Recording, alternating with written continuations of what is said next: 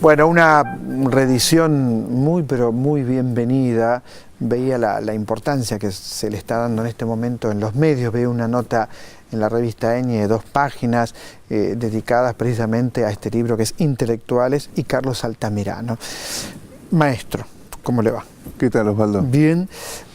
Cuando uno lee tu libro hay toda una historia que va del caso Dreyfus casi hasta la actualidad, ¿no es cierto? Sí. Émile Zola, el nacimiento, la palabra intelectual. Sí. ¿Han perdido lugar los intelectuales? A lo largo de tu libro uno ve cómo ha cambiado la posición de los intelectuales. Me parece que hoy en el mundo mediático se le complica también a un intelectual su existencia. Contanos.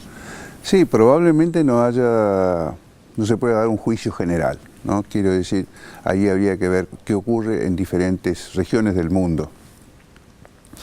El diagnóstico del fin de los intelectuales, que se asocia al predominio de la escena mediática, lo que se llama la sociedad del espectáculo, por una parte, al hecho de que se ha extendido el diploma universitario, lo que ha ampliado enormemente la población de aquellas personas que en 1898, cuando se acuña este término, eran una minoría. Y por otro lado, lo que se llama el fin de los grandes relatos, que en realidad se refiere a la filosofía de la historia, sea la que creía que había un progreso indefinido, sea la que decía, bueno, un porvenir radiante nos espera después de una transformación de tipo revolucionario. Bueno, esta conjunción ha llevado a estos diagnósticos que uno los ha visto en Estados Unidos. Hay un libro de Jacob y Russell que se llama El fin o los últimos intelectuales, en Europa, sobre todo en Francia, que siempre ha sido considerado así como la patria de los intelectuales. Pero uno puede extender este juicio a estos países, a los nuestros, por ejemplo. Yo diría que más bien veo que esta tribu inquieta está muy activa en nuestro medio cultural. Por lo tanto, habría que matizarlo el juicio según los contextos nacionales que gravitan o regionales que gravitan en esto. Entonces, es cierto que el predominio del audiovisual que plantea contratiempos a un tipo de personas que se han formado, que se han constituido en otra esfera, la esfera gráfica, la esfera de lo impreso. El intelectual no es el hombre que escribe, sino el hombre que publica en impreso, libros, folletos, editoriales, etc. Esta era, la era audiovisual, le ha planteado una serie de desafíos por el modo en que por la dinámica que tienen los medios, ¿no? Una dinámica que lo presiona para que responda, como se dice, en 2 minutos, ¿no? a cualquier cuestión, ¿no? Dice, bueno, decime qué pensás de Sarmiento en 2 palabras, bueno, algo así. Bueno. Que por otra parte escribió 100 tomos, hay 50 publicados. Bueno, entonces uno tiene que decir, bueno, no me preguntes eso que me ha llevado mucho tiempo para hacerme un juicio sobre Sarmiento, ¿no? Esto de, el intelectual es un hombre que duda, vacila, da vuelta y dice, voy a reexaminar las evidencias. Eso sería algo que lo hace por oficio. Carlos, te pregunto, ¿tienen peso en la política contemporánea la opinión de los intelectuales? Pienso, Francia ha tenido a Sarkozy, Italia ha tenido a Berlusconi, la Argentina ha tenido a Carlos Menem. Por supuesto son opiniones personales, ¿no es cierto? No te quiero involucrar, obviamente, pero que serían casi como lo contrario, te gusten o no te gusten, ellos como gobernantes, de un impulso al pensamiento o de algo que tenga que ver con el apoyo a la modernidad más culta, sería, ¿no es cierto? Entonces la pregunta es si tienen influencia en la polis los intelectuales. A ver, ahí me haces 2 preguntas, ¿no? Una es la polis, que es el espacio, lo que llamaríamos la ciudad, ¿no? El debate cívico sería una cuestión. Y otra cosa es en la política, en aquello que hace el poder. Yo diría que no la tienen, y si me preguntabas en qué momento la tuvieron, me pondrías en aprietos, porque históricamente la relación entre el político y el intelectual ha sido complicada. Históricamente quiere decir por siglos, ¿no?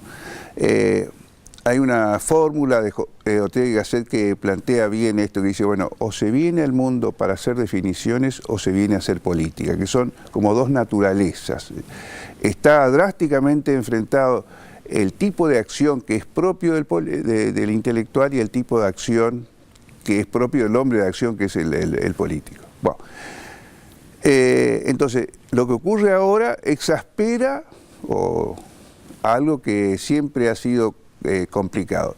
Lo que ocurre es, con los nombres que vos das, es que tienen un tipo de política, Berlusconi, Menem, que independientemente del juicio que tenga sobre la eficacia o los logros de esa política, no le dejan espacio a las élites ilustradas. A eso iba.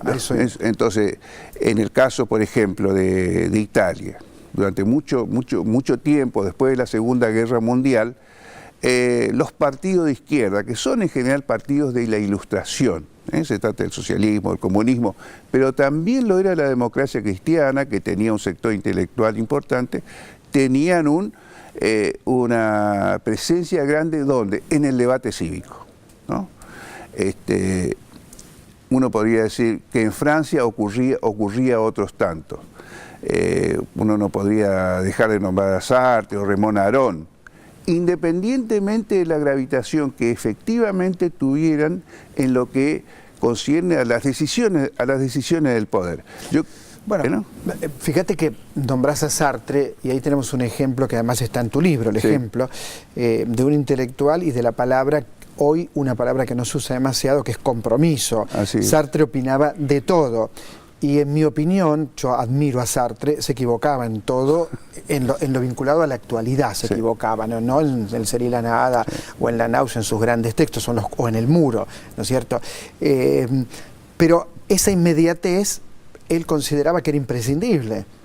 Me parece que este modelo hoy no está funcionando en el mundo. ¿Cómo lo ves? El modelo sartreano. El modelo sartreano no funciona. Yo creo que sí, que ese es un modelo que está en eclipse, en el proceso de eclipse. No digo que ha desaparecido enteramente, pero en general lo que se llamaba el intelectual total, ¿no? Aquel que podía hablar de teatro, de Beethoven, de Stalin, de lo que está ocurriendo en este momento en el Congo, o de Stalin, o pronunciarse eso de Heidegger. Bueno, ahí eso hablaba de una época y también de el talento singular de este personaje, que era Jean-Paul Sartre, que no tuvo igual después, pero no estoy seguro de que hubiera tenido igual antes. Uno tendría que remontarse, no sé, tal vez Voltaire en el siglo XVIII, algo parecido, pero él concentró una serie de capacidades. Era un maestro, literariamente hablando, estaba al día en lo que era la vanguardia filosófica del momento. El teatro de situación, que él a puerta cerrada fue su éxito. Domina durante unos años la escena francesa. Era un maestro de la prosa, escribía sobre novelas, y él es uno de los que contribuye a la instalación de la novela norteamericana, John Dos Passos, Faulkner, en la literatura francesa. Rechaza el premio Nobel, que es un gesto político importante en ese momento que le da al mundo. Así es, efectivamente. Bueno, esa figura hoy no tiene, ¿cómo se llama? Nadie que pueda... Predicamento. No. El firmamento general, uno podría decir que el firmamento de estrellas francesas hoy está en declinación. Son figuras menores las que hoy tienen un lugar La sensación es que no hay un Roland Barthes, no hay un Foucault, no hay un Lyotard, no hay un Deleuze en este momento, o a lo mejor ahí no lo sabemos, Carlos. No sé, pero digo, si uno observa hoy qué es lo que está ocurriendo, uno diría, bueno, ¿quién fue el último? Derrida probablemente. Claro. Derrida, en parte Bourdieu, pero de ninguna manera cualquiera de ellos podría ser, de ninguna manera podrían ser comparado con lo que fue Sartre y ese momento, su revista. Fue otro momento del mundo, otro momento de Francia, otro momento de la cultura francesa. Y Por último, te quiero preguntar, ¿en la Argentina hay hoy un debate intelectual? Bueno, hay posiciones enfrentadas. Uno puede decir que el medio intelectual argentino está dividido, uno puede haber agrupamientos, la más notoria, de estos agrupamientos el más notorio probablemente sea el de Carta Abierta, pero bueno, está el Club Político, está Plataforma 2012, que polemizan menos entre sí que en relación al juicio que tienen sobre la marcha de la vida política, el gobierno. Es decir, que hay menos polémica entre los intelectuales que si no es de manera indirecta a través del juicio sobre la actualidad.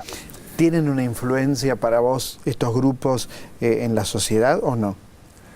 Contribuyen o suman opiniones, pero dentro de quienes ya han tomado posiciones, como la pregunta respecto de los medios. Una pregunta que yo no sé si alguien puede fundar una respuesta certera sobre esto. ¿Cuánto gravitan? En el sentido, si producen opinión o refuerzan opiniones ya existentes. Si hablan para personas que están predispuestos a escuchar un determinado mensaje y por eso se suman a él. Esta es una interrogación que los que estudian de manera especializada no logran decir. Se pasó de la era que eran omnipotentes a otra en que el receptor, el consumidor del mensaje elige aquello que prefiere creer. Intelectuales de Carlos Altamirano, un gran libro. Gracias, Carlos. Muchas gracias, de verdad. No, gracias a vos, Osvaldo. Carlos Altamirano, repetimos el título, Intelectuales, sumérjase en ese libro y después, como siempre, me cuenta. Generalmente no lo defraudo con las recomendaciones. Creo que es un libro que hay que leer y sobre todo en este momento donde los discursos parecen tan cosificados, ¿no? Me parece que es un momento ideal para leer este libro. Enseguida regresamos, está Ana Prada, Ernesto Mayo en el estudio de la televisión pública.